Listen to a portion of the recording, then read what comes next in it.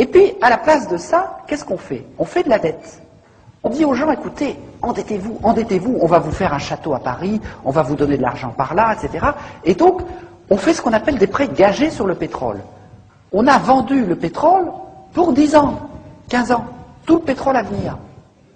Et avec ça, ces prêts gagés, on vous explique qu'on passe par 30 ou 40 intermédiaires, on fait le tour de tous les paradis fiscaux, chaque fois il y en a un qui prend 1 ou 2%, chaque fois ça augmente la dette, et puis ensuite on revend la dette, etc. etc. Et puis c'est comme des œufs en neige. On vous avait une dette au départ sur du pétrole que vous allez extraire dans 5 ans, et cette dette, à force de se monter comme des œufs en neige, elle se multiplie par 3, 4, etc. Et vous vous retrouvez avec un des pays les plus riches d'Afrique, qui est le Congo-Brazzaville, qui, à la fin, a une dette qui est égale à 3 fois sa production annuelle globale, son PIB, comme on dit. Donc, vous avez quelque chose d'extraordinaire.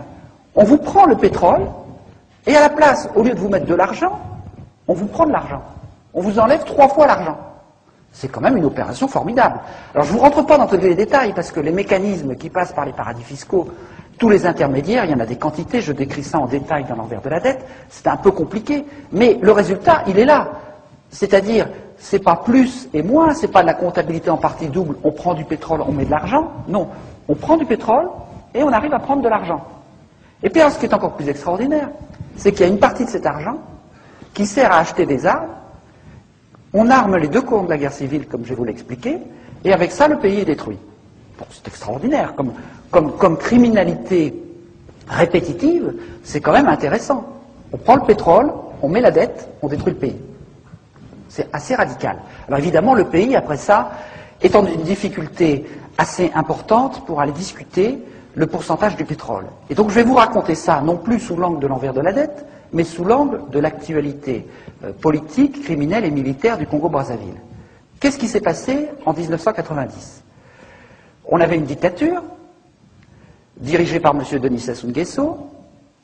M. Denis Sassou Nguesso, c'est un personnage assez folklorique, anti-impérialiste, développant des discours sur l'inégalité, le marxisme, etc., etc. Mais le Floch a une phrase magnifique qui dit « Le Congo a été un temps marxiste toujours sous contrôle d'Elf ». C'est-à-dire qu'il y avait un agent des services français qui était déguisé en marxiste et qui était en fait le contrôleur d'Elf. Bon, alors cet agent-là, c'était monsieur 17%. Pourquoi? Parce qu'il ne demandait pour son pays que 17% du pétrole. C'était quand même un monsieur bien confortable. Alors, par ailleurs, il touchait de l'argent grâce à tous les détournements, mais ça, c'est une autre affaire.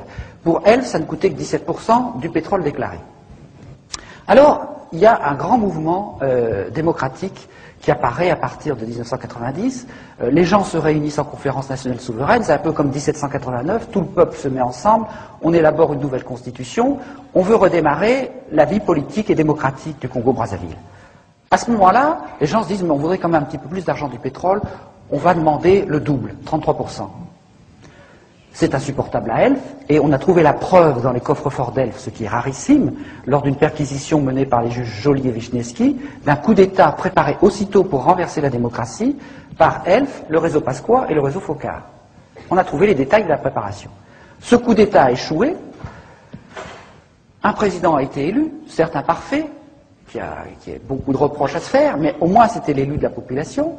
Mais pendant ce temps-là, et là j'ai pas le temps de vous raconter cette histoire qui est assez compliquée, mais aussitôt, les réseaux France-Africains, les réseaux Pasqua, Focard, Chirac, etc., tout le monde s'est employé à remettre en place monsieur 17%. Oui, j'ai oublié de dire que, après la conférence nationale souveraine, monsieur Sassou Nguesso s'est présenté aux élections, il a eu 17%. Donc c'est vraiment monsieur 17%. Donc, monsieur 17%, il fallait le remettre en place. Donc, comment on a fait? On a commencé à larguer des armes. Monsieur Sassou Nguesso a un gendre assez riche, un voisin qui s'appelle Omar Bongo, président du Gabon. Monsieur Sassou Nguesso a des relations dans toute la classe politique française, depuis l'extrême droite jusqu'à l'extrême gauche. On a commencé à larguer des armes. On a une préparation politique qui a été faite également depuis la mairie de Paris, par un certain monsieur Probst, enfin je passe sur les détails. Et en 1997, donc une guerre civile se déclenche pour renverser le pouvoir qui avait été établi par le renouveau démocratique du Congo-Brazzaville. La guerre civile a duré 4 mois. Pour renverser le régime en place, je suis obligé de vous dire la liste de tous ceux qui ont participé parce que c'est assez incroyable. Il y avait toute une partie de l'armée qui était fidèle à Sassou Nguesso, des miliciens qui ensuite vont commettre une série de crimes contre l'humanité qu'on appelait les Cobras, mais la France a amené 1000 soldats tchadiens pour aider. Il y avait une partie de la garde présidentielle de Mobutu, de sinistre mémoire, qui s'était repliée de l'autre côté du fleuve, donc à Brazzaville, qui a contribué à combattre aux côtés de Sassou Nguesso. Il y avait toute une partie de l'armée qui venait de commettre le génocide au Rwanda 3 ans auparavant, qui s'était réfugiée comme par hasard au Congo-Brazzaville, en France-Afrique, et qui a contribué également aux côtés de M. Sassou Nguesso. Un certain nombre de mercenaires dont je vais vous parler tout à l'heure. Et puis, pour finir, l'armée angolaise qui est venue envahir le Congo pour achever de réinstaller le dictateur. Alors, l'armée angolaise, c'est quand même pas rien. C'est là que, bon, il faut voir la désinformation que nous subissons. Vous savez, vous avez peut-être entendu des présidents, ces temps derniers, vous expliquer que la France n'intervenait plus jamais militairement en Afrique. Eh bien, vous avez peut-être aussi entendu parler, parce que je veux aussi en reparler, de l'Angola Gate, c'est-à-dire de ce scandale de fourniture d'armes à un pays en guerre civile, l'Angola, par le réseau Pasqua, M. Falcone, M. Guédamac, M. Marchiani, etc., etc. Eh bien, Marchiani a déclaré devant le juge, mais attendez, c'est pas une affaire subalterne, cette affaire. Nous avons négocié avec l'Angola pour lui fournir des armes, et en contrepartie, il a dit ça au juge, en contrepartie, l'armée angolaise allait intervenir pour les intérêts de la France dans les guerres civiles des deux Congos, le Congo-Brazzaville et le Congo-Kinshasa. Ce sont les deux guerres civiles les plus meurtrières d'Afrique en ce moment, ou qui ont été les plus meurtrières. Donc sans que vous le sachiez, sans que le Parlement le sache, eh bien il y a eu la France, par Angola interposée, par Tchadien interposé, par Mobutuiste interposé, etc., a mené une guerre qui a contribué à détruire le Congo-Brazzaville. Et je n'ai pas le temps de développer, mais dans cette guerre, les deux camps de la guerre civile ont été armés par des trafiquants d'armes liés aux pétroliers avec l'argent de la dette. Si je continue, M. Sassou Nguesso, M. 17% revenu au pouvoir et recommençant les mêmes pratiques, la guerre civile, un bout de guerre civile, renaît un an plus tard.